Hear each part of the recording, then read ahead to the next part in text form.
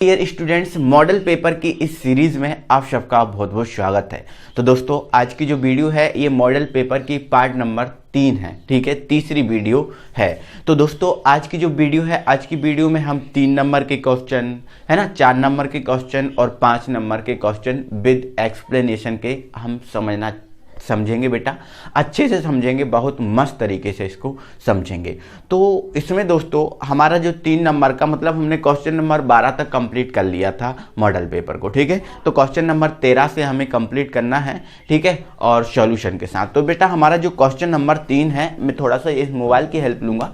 बेटा question number जो हमारा 3 है, वो क्वेश्चन नंबर 3 क्या है? क्वथनांक में उन्नयन की परिभाषा। हमें क्या करना है बेटा? क्वथनांक में जो उन्नयन है, इस क्वथनांक में उन्नयन की परिभाषा देना है। ठीक है, और बेटा इससे रिलेटेड एक न्यूमेरिकल है, 12.5 ग्राम यूरिया के 170 ग्राम जल में विलयन के क्वथनांक में जो उन्नयन है वो आपको 0.63 केल्विन दिया गया है। ठीक है, तब यूरिया के अणुभार की गणना करना है, मतलब यूरिया के आणविक द्रव्यमान की गणना करना है। ठीक है, जबकि सेल के लिए जो स्थिरांक है वो केबी बराबर दिया है 0.52, ये आपको दिया है, तो ये आपको करना है। ठीक है, तो बेटा क्वथनांक में उन्नयन, सबसे पहले हमारा क्वेश्चन जो है ना, क्वथनांक में उन्नयन क्या है? तो बेटा अक्सर आपने देखा होगा, जो शुद्ध जल होता है वो क्या होता है? जल। शुद्ध जल क्या होता है? सॉरी, या फिर हम ऐसा कहें, शुद्ध विलायक जो होता है वो क्या होता है बेटा? जल होता है। शुद्ध विलायक क्या होता है? जल। तो बेटा क्या होता है, जब शुद्ध विलायक में कोई आवासशील विलेय मिला दे, आवाष्पशील विलेय, आवासशील विलेय। ठीक है, आवासशील विलेय का मतलब होता है, आवासशील विलेय का मतलब होता है बेटा, जैसे नमक हुआ, ठीक है, और शक्कर हुआ, ये होते हैं आवासशील विलेय। ठीक है, तो क्या होता है बेटा, जब हम शुद्ध विलायक में कोई आवासशील विलेय पदार्थ मिला देते हैं, है ना, तो जो विलयन का जो वाष्पदाब है वो कम हो जाता है। अब वाष्पदाब तो कम होगा, लेकिन बेटा तुरंत ही क्वथनांक में क्या हो जाती है? वृद्धि। जैसे ही वाष्पदाब कम होगा तो क्वथनांक में हो जाती है वृद्धि। तो जो क्वथनांक में वृद्धि होती है, इसे ही बेटा हम बोलते हैं क्वथनांक में उन्नयन। क्वथनांक में उन्नयन। ठीक है, और इस क्वथनांक में उन्नयन को बेटा हम व्यक्त करते हैं डेल टीबी से। क्लियर हुआ? तो ये हमारा हुआ क्वथनांक में उन्नयन। अब इससे रिलेटेड जो न्यूमेरिकल है, इस न्यूमेरिकल को हम सॉल्व करते हैं। ठीक है, तो क्वेश्चंस में देखें, इस क्वेश्चन में ये सारी आपको वैल्यू दी हैं। विलेय का भार मतलब द्रव्यमान, आपको देखो 12 यूरिया जो विलेय है, जो आपको दिख रहा है क्वेश्चन में, यूरिया क्या है? विलेय है। ठीक है, और इसमें विलाय क्या है? 170 ग्राम जल। 170 ग्राम जल। तो जो विलेय है, विलेय का भार 12.5 दिया है, विलाय का भार आपको कितना दिया है? 170 ग्राम जल दिया है। ठीक है, और यहाँ पर क्वथनांक में उन्नयन मतलब डेल टीबी की वैल्यू आपको दी है, और क्वथनांक में उन्नयन स्थिरांक आपको 0.52 दिया है। ठीक है, तो ये जो वैल्यू दी है, तो हमें क्या करना है बेटा? यूरिया का आणविक द्रव्यमान ज्ञात करना है। तो आणविक द्रव्यमान के लिए ये सूत्र है ना, क्वथनांक में उन्नयन के लिए यही सूत्र हमने निकाला था। तो ये सूत्र है, ये सारी वैल्यू हम इसमें पुट करेंगे। ठीक है, टोटल जो वैल्यू है इसमें हम पुट करेंगे। तो यहाँ से बेटा हमारा एम बी बराबर, देखो के बी की वैल्यू कितनी दी है? 0.52। ठीक है, यहाँ से डब्ल्यू बी की वैल्यू आपको दी है 12.5, और यहाँ से ये 1000 अपॉन में। ठीक है, डब्ल्यू ए कितना दिया है बेटा? 170 ग्राम, और डेल टी बी कितना दिया है? 0.63। ठीक है, तो आपको क्या करना है बेटा? इन सारी वैल्यूज को कैंसिल करना है। ठीक है, देखो पहले तो ये दशमलव हटा देना। ठीक है, तो यहाँ पर 1 0, इसकी 2 दशमलव हटाओगे तो यहाँ से 2 0 कट जाएंगी। ठीक है, 1000 से ये टोटल 1000 कैंसिल हो जाएगा। ठीक है, अब यहाँ से ये बचा है 52, और ये बचा है 125 अपॉन में बचा है बेटा 170, और ये बचा है आपका 0.63, ये आपका बच गया है। ठीक है, तो इनको आप बेटा सॉल्व आउट करोगे, इनको काटोगे पीटोगे, और काट पीट के अंत में, इनको काटने के पीटने के बाद अंत में जो आंसर आएगा बेटा, वो आपका आएगा 56.22 है ना। ठीक है, और ये क्या है बेटा? आणविक द्रव्यमान है, तो इसको आप AMU में निकाल सकते हो, क्योंकि आणविक द्रव्यमान जो होता है AMU में होता है। ठीक है, तो ये बेटा आणविक द्रव्यमान आ गया है। आप इस टाइप से इसको सॉल्व करना और इस टाइप से इसका आंसर देना। तो ऐसे इसको क्वेश्चन को करना है और आंसर देना है, ठीक है। चलो तो बेटा इसके बाद इसके अथवा वाले क्वेश्चन पे पहुंचते हैं। इसके अथवा वाला जो क्वेश्चन है बेटा वो भी बिल्कुल जो ऊपर वाला क्वेश्चन था उससे रिलेटेड है। बस उसमें ऊपर वाला जो क्वेश्चन था उसमें क्वथनांक में उन्नयन था और नीचे वाले में है क्वथनांक में अवनमन, ठीक है। तो क्वेश्चन है हमारा, क्वथनांक में अवनमन को परिभाषित कीजिए। एक विद्युत अपघट्य के 1 ग्राम को 50 ग्राम बेंजीन में घोलने पर विलयन के हिमांक में 0.40 केल्विन की कमी हो जाती है।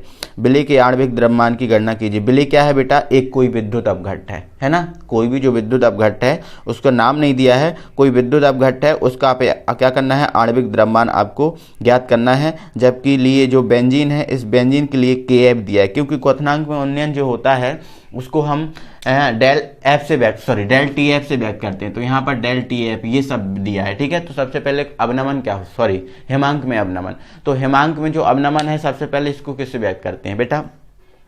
जो क्या होता है जब हम शुद्ध विलायक में कोई भी यदि शुद्ध विलायक जैसे जल होता है, यदि इसमें हम आवासशील विलय मिला दें, ठीक है, जैसे नमक या शक्कर, है ना, तो वाष्पदाब में कमी हो जाएगी। और जैसे ही वाष्पदाब में कमी होगी बेटा हिमांक में भी कमी हो जाएगी, हिमांक में भी कमी हो जाएगी। और इस कमी को ही बोलते हैं हम हिमांक में अवनमन। हिमांक में अवनमन इसको बोलेंगे, ठीक है। और हिमांक में अवनमन को हम डेल TF से व्यक्त करते हैं, डेल TF से, ठीक है। चलो तो इससे जो रिलेटेड न्यूमेरिकल है इसमें देख रहे हैं दोस्तों हम, एक विद्युत अपघट्य वो कितना है, 1 ग्राम है, ठीक है। तो जो विलय का भार जो है ना वो कितना दिया है आपको, 1 ग्राम दिया है।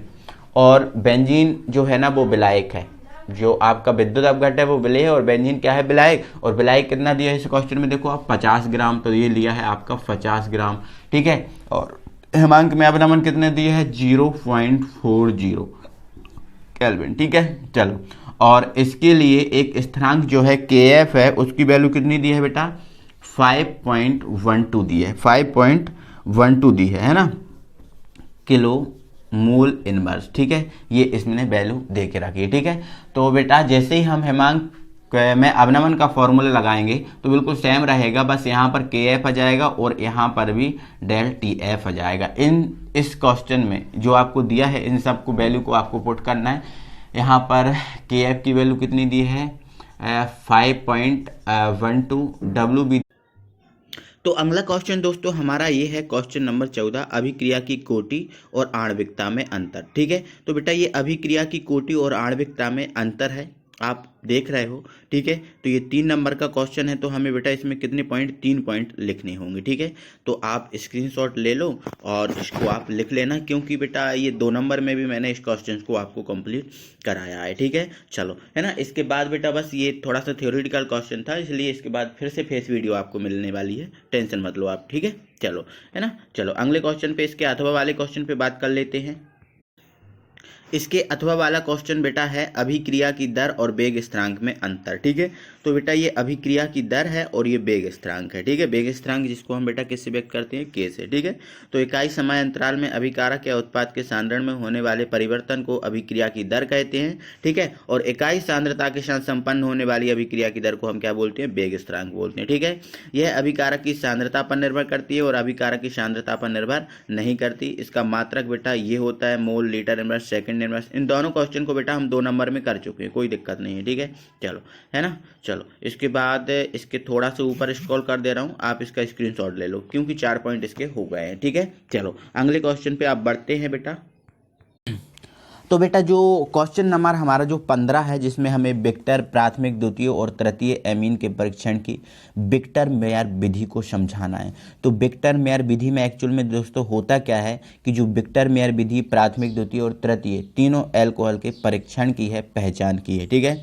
तो इसमें हम क्या करते हैं बेटा, इस विधि में प्रत्येक एल्कोहल की क्रमशः HI AgNO2 लिखा है बेटा, सिल्वर नाइट्राइड एवं HNO2 नाइट्रस अम्ल के साथ क्रिया कराते हैं, समझ रहे हो ना। इस विधि में हम प्राथमिक, द्वितीय और तृतीय एल्कोहल का परीक्षण करने के लिए प्रत्येक का HI AgNO2 और HNO2 के साथ क्या कराते हैं बेटा, क्रिया कराते हैं, ठीक है। इसके बाद प्राप्त यौगिक का जो इन तीनों के बाद क्रिया कराएंगे तीनों से, और इसके बाद जो प्राप्त हमें यौगिक प्राप्त होगा उसके NaOH के साथ प्रभाव देखेंगे, प्रभाव का अध्ययन करेंगे। और जैसे ही हम प्रभाव का अध्ययन करेंगे तो अब यदि बेटा रक्त जैसा, कैसा, रक्त जैसा लाल रंग प्राप्त हो रहा है ना, तो मान लेना प्राथमिक एल्कोहल होगा। ठीक है, नीला रंग प्राप्त हो रहा है तो द्वितीय एल्कोहल होगा, और कोई रंग प्राप्त नहीं हो रहा तो वो मान लेना आप कौन सा है, तृतीय एल्कोहल है। बेटा ये प्रैक्टिकली चीज़ है, ठीक है, ये एक प्रैक्टिकली चीज़ है जिसको हम थ्योरी में समझ रहे हैं। ठीक है, तो ये प्रैक्टिकल करेंगे तो आपको लाल, नीला और कोई रंग प्राप्त नहीं होगा ऐसा देखिएगा, बट अभी तो आप सिर्फ ये लिखेंगे कि लाल और नीला रंग प्राप्त हो रहा है। ठीक है, तो देखो प्राथमिक एल्कोहल का परीक्षण करते हैं बेटा। देखो प्राथमिक एल्कोहल का परीक्षण, तो हम क्या करेंगे, प्राथमिक एल्कोहल ले लेंगे। ठीक है, प्राथमिक एल्कोहल आपका ये है, ठीक है, ये है। इसकी बेटा सबसे पहले हमें किससे कराना है, क्रिया HI। जैसे ही हम HI से क्रिया कराएंगे तो बेटा जो H दिख रहा है ये OH के साथ क्या बना देगा, H2, और H2 हो जाएगा बाहर, और जो I है इसके साथ जुड़ जाएगा, है ना, तो ये हो जाएगा CH3 CH2 और ये I। ठीक है, फिर इसकी किसके साथ क्रिया कराएंगे, AgNO2 के साथ। जैसे ही AgNO2 के साथ क्रिया कराएंगे तो Ag और ये I बाहर निकल जाएंगे। ठीक है, अब NO2 है इसके साथ जुड़ जाएगा जिसको मैंने यहाँ पर लिख दिया है। ठीक है, और इसके अलावा बेटा फिर हम इसकी किसके साथ रिएक्शन कराएंगे, HNO2 मतलब नाइट्रस अम्ल, HNO2 मतलब नाइट्रस अम्ल। तो बेटा जैसे ही हम HNO2 के साथ क्रिया कराएंगे, जो आपको दिख रहा है ना HNO2 को, देखो मैंने ये तोड़ के इस टाइप से लिख लिया, ये तोड़ के इस टाइप से लिख लिया।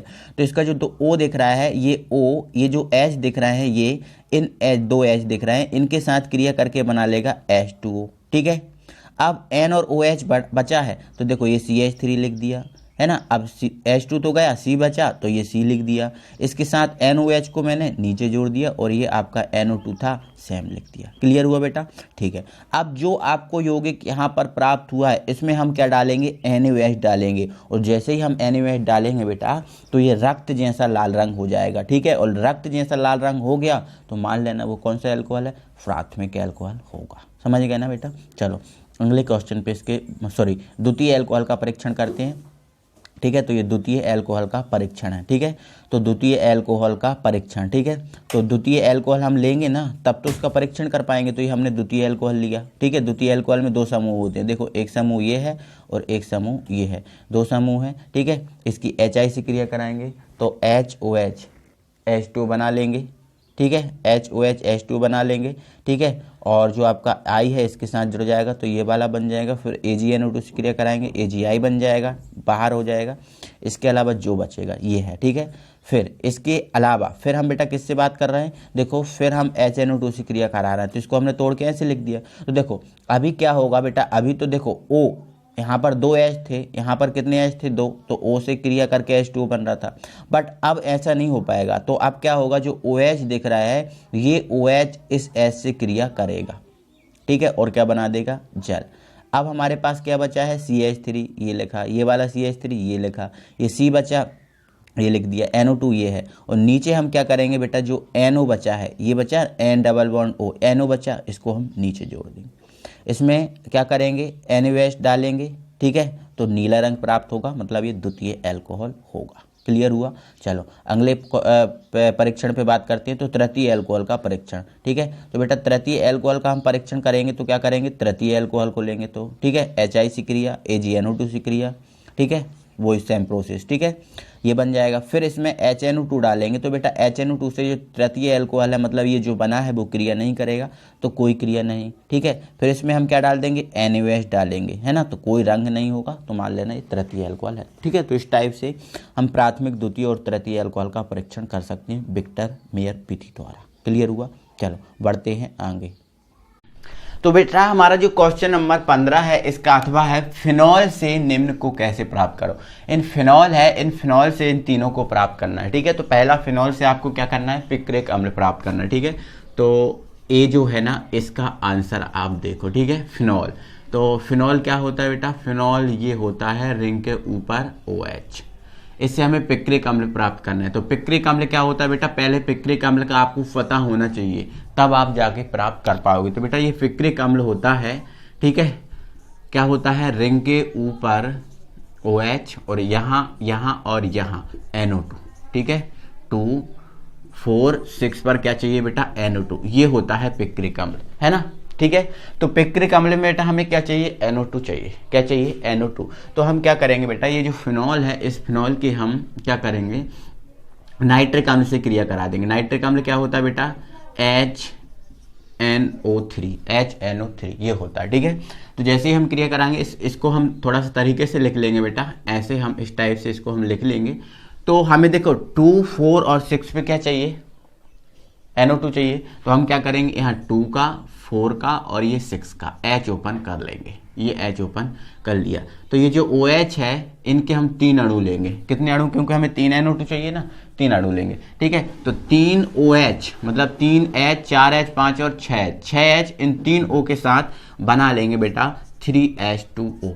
3H2। अब हमारे पास NO2 कितने बचे हैं, 3। कितने बचे हैं, 3, क्योंकि 3 लिए हमने, ठीक है। तो एक यहाँ जुड़ जाएगा, एक यहाँ और एक यहाँ जुड़ जाएगा, एक यहाँ, यहाँ और ये यहाँ, OH ऊपर है। तो ये बन जाएगा आपका बेटा फिक्रिक अम्ल।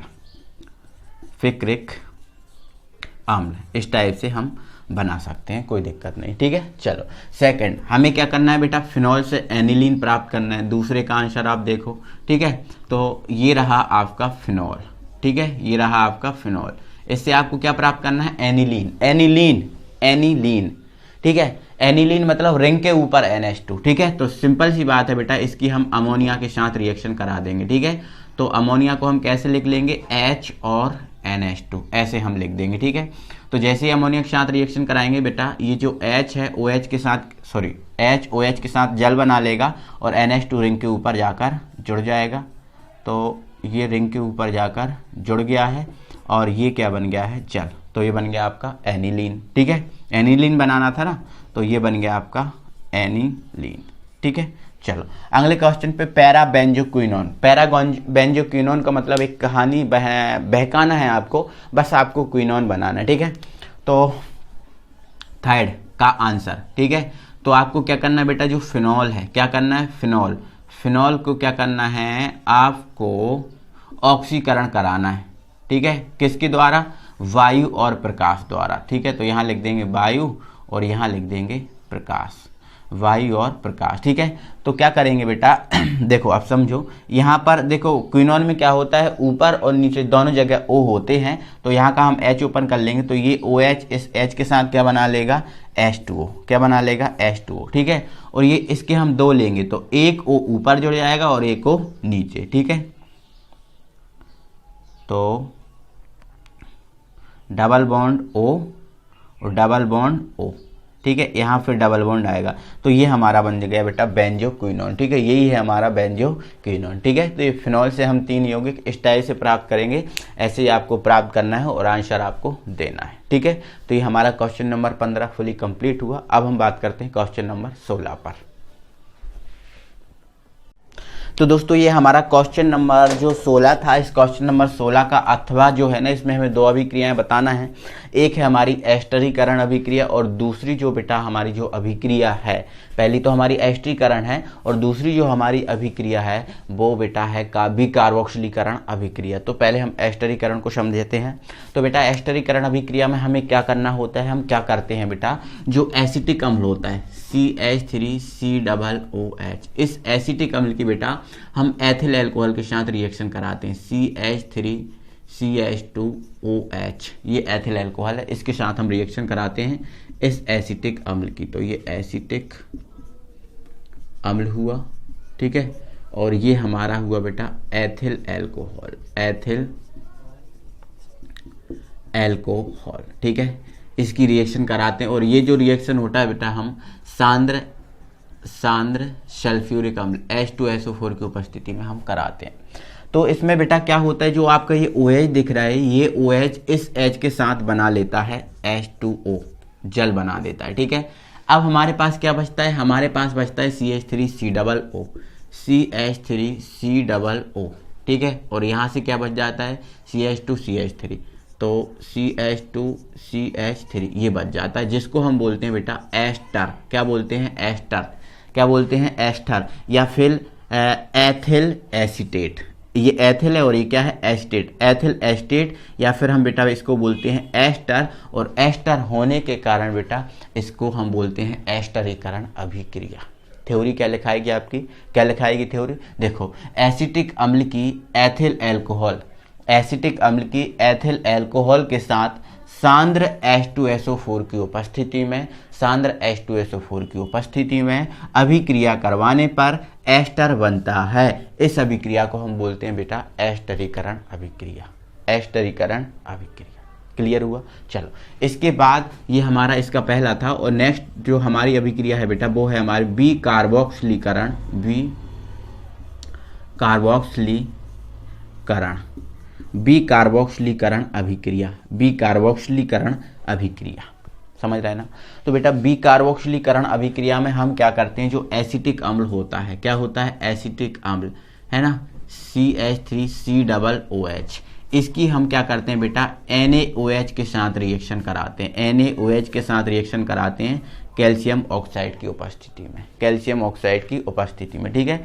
NaOH के साथ रिएक्शन कैल्शियम ऑक्साइड की उपस्थिति में कराएंगे, ठीक है। तो देखो क्या होगा, तो बेटा जैसे ही हम इसके साथ रिएक्शन, देखो ये क्या है, बी कार्बोक्सिलीकरण, बी कार्बोक्सिलीकरण का मतलब बेटा ये है कि एसिटिक अम्ल में से कार्बोक्सिलिक अम्ल का बाहर होना, कार्बोक्सिलिक अम्ल ये है ना, इस एसिटिक अम्ल में से जैसे ये कार्बोक्सिलिक अम्ल बाहर हो जाएगा तो कहते हैं उसको बी कार्बोक्सिलीकरण, समझ गए ना।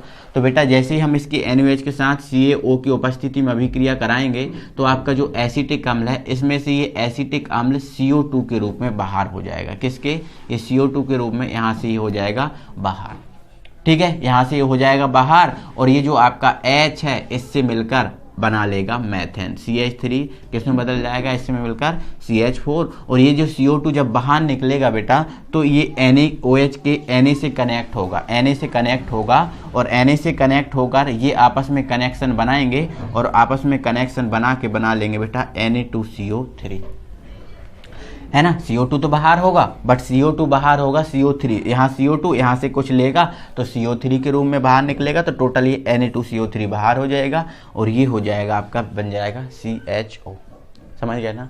तो ध्यान रखना बेटा कार्बोक्सिलिक अम्ल का बाहर निकलना ही बी कार्बोक्सिलीकरण कहलाता है। तो इसमें थ्योरी आप क्या लिखोगे, जब कार्बोक्सिलिक अम्ल की क्षार NaOH के साथ CaO कैल्शियम ऑक्साइड की उपस्थिति में अभिक्रिया कराई जाती है तो एसिटिक अम्ल में से कार्बोक्सिलिक समूह CO2 के रूप में बाहर निकल जाता है। इस अभिक्रिया को विकार्बोक्सिलीकरण अभिक्रिया कहते हैं। तो ऐसे आपको इस क्वेश्चन को कंप्लीट करना है, समझ गए ना। चलो अगले क्वेश्चन पे बात करते हैं।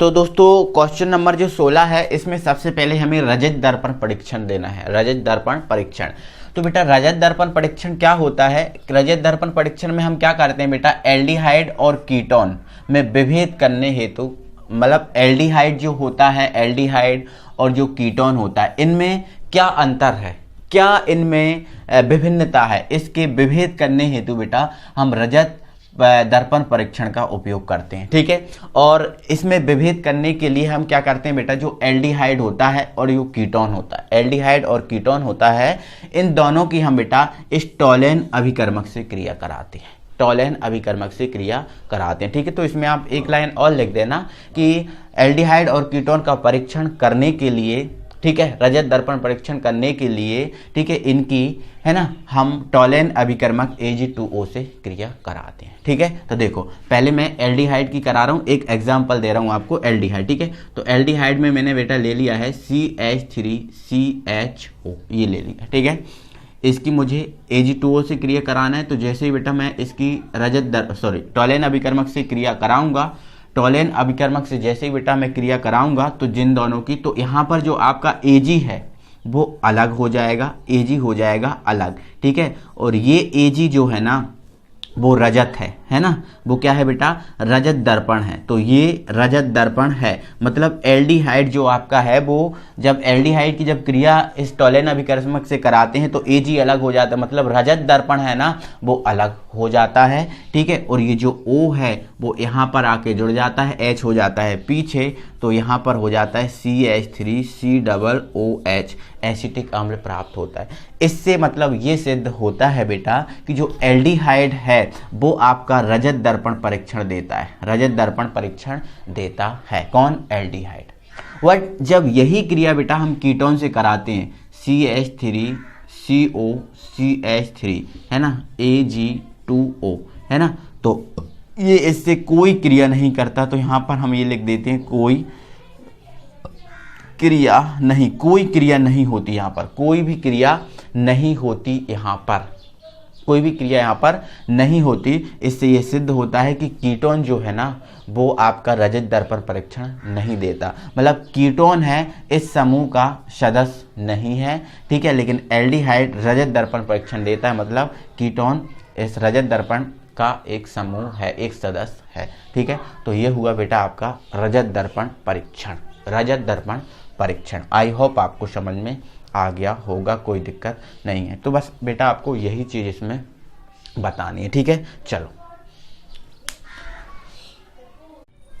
इसमें आपको बेटा यहाँ पर 3 H दिख रहे हो, तो 3 H में से क्या होता है बेटा, एक H, इसको हम चाहे तो इस टाइप से भी लिख सकते हैं। तो एक H बेटा क्या करता है, इस OH के साथ क्या बना लेता है, OH, ठीक है। तो और वो OH वहीं के वहीं जुड़ जाते हैं। देखो ये CH3, ये हमारा क्या है CH, इस H ने इसके साथ क्या बनाया OH, और ये यहाँ पर आकर जुड़ गया, यहाँ पर क्या है CH2, और ये आपका है बेटा CHO, क्या है CHO। अब देखो ये समूह और समूह से जुड़ा पहला कार्बन अल्फा और दूसरा कार्बन बीटा, बीटा से क्या जुड़ा है OH, और ये क्या है एल्डिहाइड तो है, तो इसका नाम बेटा क्या है beta hydroxy aldehyde, beta hydroxy aldehyde, beta hydroxy aldehyde ये बन चुका है, बीटा हाइड्रोक्सी एल्डिहाइड यहाँ पर ये बन चुका है। और बेटा इसको ही हम बोलते हैं एल्डोल, क्या बोलते हैं एल्डोल, इस कारण बेटा इस अभिक्रिया को हम बोलते हैं एल्डोल संघनन अभिक्रिया, ठीक है। तो इसकी थ्योरी आपको लिखना है, तो क्या करोगे, अल्फा हाइड्रोजन युक्त एल्डिहाइड की अम्ल या क्षार की उपस्थिति में अभिक्रिया करवाने पर इसके 2 अणु आपस में संघनित हो जाते हैं, मिल जाते हैं, फलस्वरूप बीटा हाइड्रोक्सी एल्डिहाइड या एल्डोल बनता है, इसलिए इस अभिक्रिया को एल्डोल संघनन अभिक्रिया कहते हैं। समझ में आपको आ गया। चलो अगले क्वेश्चन पे बात करते हैं। नेक्स्ट बेटा जो हमारा है वो है एल्डोल संघनन अभिक्रिया। हमें केवल रासायनिक समीकरण देना था, बट हम इसमें थ्योरी भी आपको बता देंगे, ठीक है। तो एल्डोल संघनन अभिक्रिया में हम क्या करते हैं बेटा, अल्फा हाइड्रोजन युक्त एल्डिहाइड, ये जो एक एल्डिहाइड है जो अल्फा हाइड्रोजन युक्त है, ठीक है, अल्फा हाइड्रोजन युक्त, अल्फा हाइड्रोजन युक्त एल्डिहाइड है, ठीक है, एल्डिहाइड, ठीक है। और इसका नाम क्या है बेटा एसिटल्डिहाइड, एसिटल्डिहाइड। तो हम इसमें क्या करते हैं, अल्फा हाइड्रोजन युक्त एल्डिहाइड की अम्ल या क्षार, ये रहा अम्ल और ये रहा क्षार, अम्ल या क्षार की उपस्थिति में क्रिया कराते हैं। तो बेटा हम इसके 2 अणु लेते हैं, कितने अणु लेते हैं, 2 अणु लेते हैं, तो दोनों अणु आपस में मिल जाते हैं, ठीक है। तो कैसे बेटा, जो हमारा अगला क्वेश्चन है, इस अगले क्वेश्चन नंबर 17 में हमें क्या करना है, इनके सूत्र लिखना है, इनका जो रासायनिक सूत्र है उनको लिखना है, ठीक है। जैसे इसने बोला है 2 क्लोरोब्यूटेन, 2 क्लोरोब्यूटेन, तो ब्यूट का मतलब क्या होता है बेटा 4 कार्बन, ठीक है। तो सबसे पहले आप क्या करो, ब्यूट का मतलब 4 कार्बन होता है, सबसे पहले आप क्या करो 4 कार्बन बनाओ, क्योंकि ब्यूट का मतलब 4 ही कार्बन होता है, ठीक है। चलो उसने क्या बोला है कि 2 पे क्लोरो जोड़ो, 2 पे जोड़ा ना क्लोरो, तो आगे से आप 1 2 काउंट करो, 1 2, 2 पे क्लोरो मतलब ये जोड़ दो आप Cl, क्लियर हुआ। अब बैलेंस कर दो, बैलेंस किससे किया जाता है S से, तो इसकी कार्बन की बैलेंसी कितनी होती है 4 होती है ना, तो अभी कितनी बैलेंसी 1, इसमें 3 H जोड़ देंगे, हो गया 4, इसमें 1 2 3 तो है, 1 और जोड़ देंगे, ठीक है, यहाँ 2, यहाँ 2 H जोड़ देंगे, यहाँ पर 3 H, ये आपका 2 क्लोरोब्यूटेन बन गया। चलो है ना। इसके अलावा इसने आगे बोला है 2 ब्रोमो, मतलब 2 पे जुड़ा है ब्रोमो, 3 पे जुड़ा है मैथिल, और ये पेंटेन है। पेंटेन का मतलब कितने होता है 5 कार्बन, पेंट का मतलब 5 कार्बन होता है। तो सबसे पहला काम आप क्या करो 5 कार्बन बनाओ, 1 2 3 4 और ये 5। उसने क्या बोला 2 पे क्या जोड़ दो ब्रोमो, है ना, आगे जोड़ दो, आगे से 1 2, 2 पे आपने जोड़ दिया ब्रोमो, ब्रोमो मतलब Br, 3 पे आप क्या जोड़ दो मैथिल, तो ये 2 और ये 3, तो आप जोड़ दो मैथिल, मैथिल क्या होता है CH3, बस बैलेंस कर दो, ठीक है। तो यहाँ 3 H, यहाँ 1 2 3 1 H लगेगा, यहाँ 1 H लगेगा, यहाँ 2 H, बैलेंस करने की 4 होती ना कार्बन की बैलेंसी, तो हमें 4 करना है किसी भी कंडीशन में, ठीक है। चलो ये हो गया। आगे हमसे बोला है 1 4 डाई ब्रोमो, मतलब 1 और 4 पे डाई ब्रोमो, ब्रोमो जुड़ा है, ठीक है, और ब्यूट है, ब्यूट मतलब 4 कार्बन, तो हमें तो यही पकड़ना है सीरीज कितने कार्बन के, ठीक है। तो 1 2 3 और ये 4 कार्बन, ठीक है, 4 कार्बन हो गए, ठीक है। अब उसने बोला है 1 और 4 पे क्या जुड़ा है ब्रोमो जुड़ा है, तो ये आपका आगे से ही कर लो काउंट, तो ये आपका ब्रोमो 2 3 4, इस पे भी क्या जुड़ा है, ब्रोमो, तो ये जोड़ा गया आपका ब्रोमो। ठीक है, चलो डाई ब्रोमो है 2 ब्रोमो ब्यूट, और 2 पे क्या जोड़ा है, ईन जोड़ा है। ठीक है, तो यहीं से कर लो 1 2, यहाँ पे जोड़ा है ईन। ठीक है, यहाँ पे ये जो है ना 2 बोला है, मतलब 2 और 3 के बीच जुड़ा है। ठीक है, तो ये बन गया। ठीक है, बैलेंस कर दो, यहाँ 2H 1 2 3, यहाँ 1H, यहाँ 1H, यहाँ पर 2H, ये बन चुका है। सिंपल सी चीज़ है बेटा, कोई दिक्कत नहीं है, IUPAC नाम का। ठीक है, चलो अगले क्वेश्चन में बन ट्राइक्लोरोमेथेन, बन ट्राइक्लोरोमेथेन। ठीक है, तो देखो बन मेथेन है, मतलब एक ही कार्बन है और इस पर ही 3 Cl जुड़े हैं। ठीक है, तो 1 2 3, ठीक है, ये Cl और ये Cl, एक कार्बन यहाँ, एक हाइड्रोजन लगा दो, बैलेंस, तो ये इसका हो गया। ठीक है, तो ये बेटा इसके संरचना सूत्र हैं, सिंपल से हैं, कोई दिक्कत नहीं। ठीक है, चलो आई होप आपको समझ में आ गए होंगे। बेटा अगला क्वेश्चन हमारा है बुर्स अभिक्रिया, और इसका ही अथवा वाला क्वेश्चन है बुर्स अभिक्रिया, और इसके बाद जो है ना हुंसडीकरण अभिक्रिया। ठीक है, बुर्स अभिक्रिया और बेटा हुंसडीकरण अभिक्रिया, तो इसको हम हटा देते हैं। ठीक है, और बुर्स अभिक्रिया और हुंसडीकरण अभिक्रिया पे हम बात कर लेते हैं, बुर्स अभिक्रिया और हुंसडीकरण अभिक्रिया। ठीक है, अथवा है इसका क्वेश्चन। देखो तो बेटा बुर्स अभिक्रिया में हम क्या करते हैं, एक सेकेंड, बुर्स अभिक्रिया में हम क्या करते हैं, तो बेटा बुर्स अभिक्रिया होती है, बुर्स अभिक्रिया में हम क्या करते हैं, एल्किल हैलाइड की, किसकी, एल्किल हैलाइड की, ये एल्किल हैलाइड है। इस एल्किल हैलाइड की बेटा हम सोडियम धातु के साथ रिएक्शन कराते हैं शुष्क ईथर की उपस्थिति में, शुष्क ईथर की उपस्थिति में अभिक्रिया हम कराते हैं। तो बेटा हम इसके 2 अणु लेते हैं और इसके भी 2 अणु, तो 2Na 2X के साथ बना लेते हैं बेटा 2NaX। अब कितने R बचे, 2 ही R बचे, तो 2 R आपस में जुड़ जाते हैं। जब R आपस में जुड़ते हैं तो ये बनता है आपका एल्केन। क्या बनता है बेटा, एल्केन। क्या बन जाता है, एल्केन, यहाँ से बन जाता है। ठीक है, इसके एग्जाम्पल पे बात करें बेटा, यदि R की जगह हम ले लें CH3, X की जगह ले लें हम Cl। ठीक है, और यहाँ हमारा क्या है 2Na है, तो इसके भी 2 अणु ले लो, तो 2Na 2 Cl के साथ यही शुष्क ईथर लेना है आपको, शुष्क ईथर। ठीक है, तो ये हमारा बन जाएगा 2NaCl, और दोनों R आपस में जुड़ जाएंगे तो ये CH3 और ये CH3 है ना, तो 2 कार्बन 6 हाइड्रोजन, जिसका नाम क्या होगा, एथेन। क्या होगा, एथेन। ठीक है, ये हमारी बुर्स अभिक्रिया हो गई। ठीक है, तो नेक्स्ट जो हमारी अभिक्रिया है वो कौन सी अभिक्रिया बेटा, हुंसडीकरण अभिक्रिया। ठीक है, हुंसडीकरण अभिक्रिया। तो पहले बेटा इसकी थ्योरी, तो इसकी थ्योरी अगर बुर्स अभिक्रिया की थ्योरी लिखना है तो क्या लिखोगे, एल्किल हैलाइड की सोडियम धातु के साथ, एल्किल हैलाइड की सोडियम धातु के साथ शुष्क ईथर की उपस्थिति में अभिक्रिया करवाने पर एल्केन प्राप्त होता है। इस अभिक्रिया को बुर्स अभिक्रिया कहते हैं। ठीक है, ये लिखना है और इसके बाद ये स्ट्रक्चर और ये एग्जाम्पल लिख देना। क्लियर हुआ बेटा, चलो अब हमें क्या करना है बेटा, हुंसडीकरण अभिक्रिया को करना है। कौन सी अभिक्रिया को, हुंसडीकरण अभिक्रिया को। तो हुंसडीकरण अभिक्रिया में हम क्या करते हैं बेटा, वसा अम्ल के सिल्वर लवण, वसा अम्ल के सिल्वर लवण मतलब CH3COOAG, ये है आपका वसा अम्ल का सिल्वर लवण। ठीक है, इसको आपको क्या करना है बेटा, कार्बन टेट्रा क्लोराइड के विलयन में लेना है, CCl4 है ना, और इसमें क्लोरीन गैस प्रवाहित करना है। कौन सी गैस प्रवाहित करना है, क्लोरीन गैस प्रवाहित करना है, समझ रहे हैं ना। ठीक है, तो बेटा क्या होगा, एक Ag एक Cl के साथ, एक C 2 Cl है ना, तो बना लेगा AgCl, बन गया, एक Ag ने एक Cl के साथ AgCl बनाया। जो CO2 है ना वो खुद ही निकल गया, तो ये CO2 खुद ही निकल गया। अब हमारे पास क्या बचा, CH3 और एक Cl है ना, तो ये CH3 और ये आपका Cl जो आपका है मैथिल क्लोराइड, तो ये आपका बन गया है मैथिल क्लोराइड, और ये आपका क्या है बेटा, वसा अम्ल का कौन सा लवण है, सिल्वर, क्योंकि सिल्वर है ना।